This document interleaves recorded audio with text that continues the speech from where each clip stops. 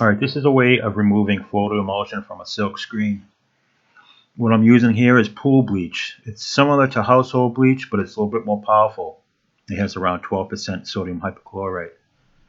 Household bleach has around 5%. You could use household bleach or pool bleach. The pool bleach is a little bit more powerful, so I used that, and I really didn't want to spend money on buying emulsion remover. You know, I have a lot of this bleach at home, so I just use that. Here I'm using a mixing tub that you could buy at a big box store. It's made for mixing cement and mortar. Now what I'm going to do here is I'm going to pour the bleach 50-50. 50% bleach with 50% water.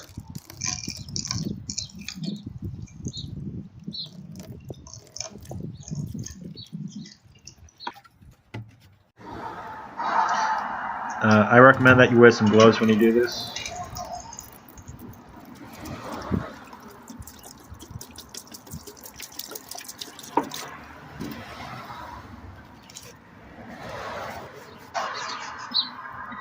Alright, so it's in the solution now, and what I did is I let it soak for about an hour or two, because these screens are old, and I'm not sure why it took a long time, but it took over an hour to let it soak, and eventually the emulsion came off.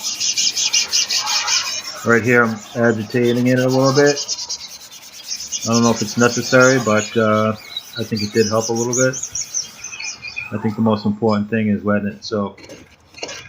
You can see it's already starting to come off. That was about after a half an hour. Now this is about after an hour. You can see the emulsion is off, and I'm just removing some of the stubborn areas with the toothbrush. Make sure you do this outside because you don't want to be breathing in those fumes.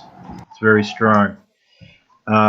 Here I'm in the sink washing it off, and that's about it.